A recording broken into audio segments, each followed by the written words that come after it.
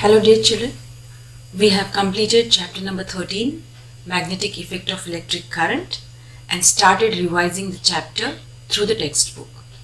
In the previous video lesson, we revised up till the solenoid and the magnetic field around the solenoid.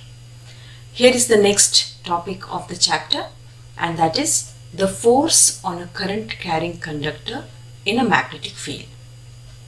Under this topic, we have learnt that suppose if we take a conductor, an aluminium rod is taken here, and that aluminium rod is connected with the help of connecting wire to the battery.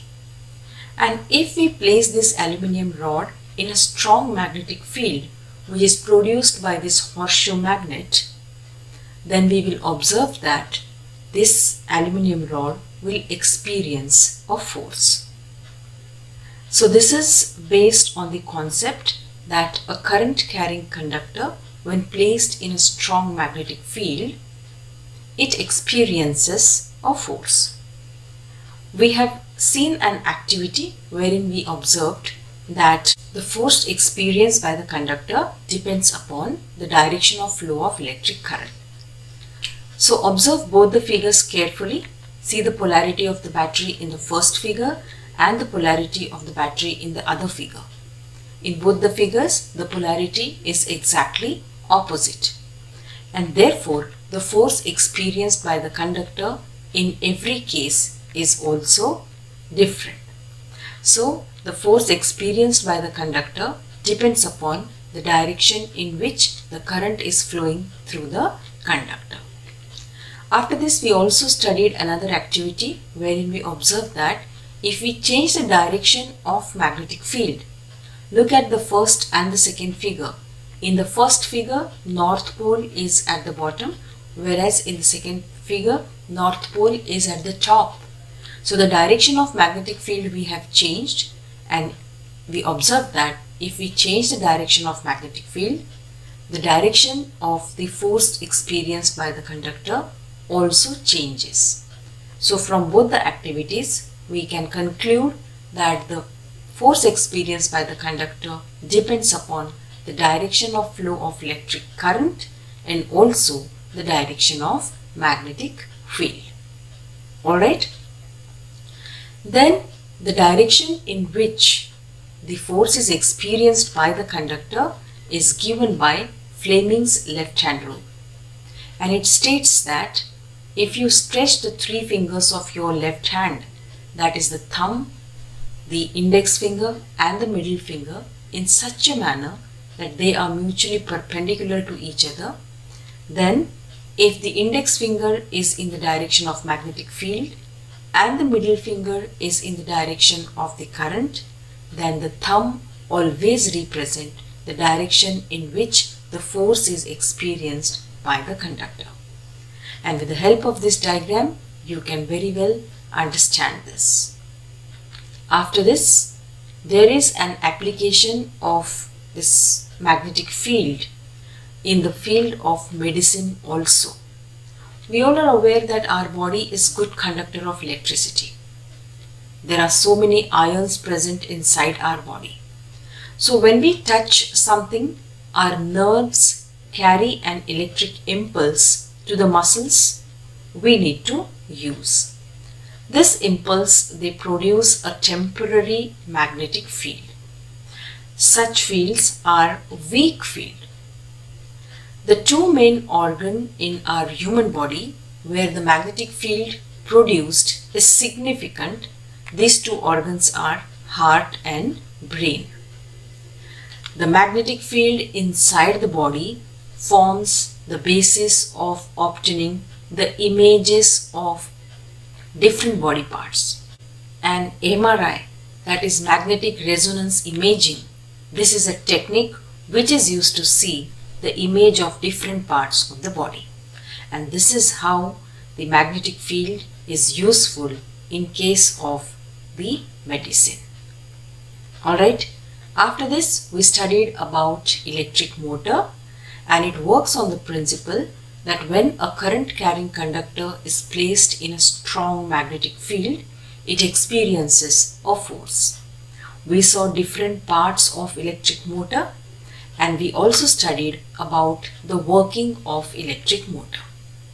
In the construction of electric motor, we understood that a rectangular coil, which is also called as an armature, it is placed between the magnetic field, and this magnetic field is produced by two horseshoe magnets. One acts as a north pole and the other acts as a south pole. The two free ends of the rectangular coil is then attached to two split rings, which are also called as commutator, and on the commutator two carbon brushes are pressed. These two carbon brushes are then connected with the remaining part of the circuit with the help of connecting wires, which are then attached to the battery and the plug key. The commutator, they pressed against the carbon brushes, they are not attached with the carbon brushes. Carbon being good conductor of electricity, so when the electric current is passed through the circuit, it first goes through the carbon brushes and then through the commutator it is going through the armature coil. So through this diagram you can just see that the moment we switch the current on, the armature coil starts rotating in the strong magnetic field. And how it rotates, in which direction it rotates, that can be given by Fleming's left-hand rule. After this topic, children, we studied about electromagnetic induction. This electromagnetic induction is defined as inducing an electric current into the coil by changing the magnetic field. So we saw this activity wherein we observed that when the magnet is stationary, when we are not changing the magnetic field, the reading in the galvanometer is 0. Galvanometer is a device which is used to sense the current in the circuit. So here we are observing whether current is flowing through this conducting wire or not. So when the magnet is stationary, there is no current which is flowing through the conductor. But the moment we take this magnet in and out of this coil, we observe that the reading in the galvanometer changes. That shows that when we change the magnetic field, current is induced in the coil, and this current is called as induced current. There is one more method for inducing the current into the coil. Let us observe that. In this method, we have taken the coil of the wires and both the coils are placed adjacent to each other.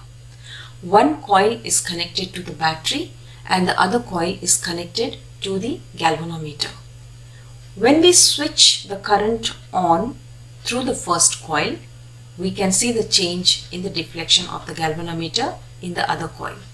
That shows that the moment we switch on the current, again we switch off the current. Every time we do this, there is deflection in the galvanometer. That shows that change in magnetic field induces current into the coil. And in this case, how are we changing the magnetic field? Because we are already aware that when we pass current through the conductor, it produces magnetic field around it. And we are continuously putting the plug key on and off, and that is how we are changing the magnetic field. You can just observe this with this diagram. The moment we pass current through the first coil, it produces magnetic field around it, and in the second coil, current is induced due to that. So you can see the flash of light in the second coil. Alright children, so this was about the electromagnetic induction. And the induced current into the conductor can be given by right hand thumb rule. And right hand thumb rule states that when you stretch the three fingers of your right hand, the thumb, the index finger and the middle finger in such a manner that they are mutually perpendicular to each other, then suppose if the thumb is in the direction of the motion of the conductor and the index finger is in the direction of magnetic field, then the middle finger will always give us the direction of induced current. Alright children, so with this is the next part of the lesson, and this part is being deleted for this particular year from your syllabus. So we do not have electric generator, we do not have domestic electric circuit. Our chapter ends at electromagnetic induction. So it was an easy topic, I suppose, and you all must have understood it. Please revise the topic once again, go through all the videos and try to solve the questions which are given you in the form of an assignment. So see you all in the next video lesson. Until then, bye and take care.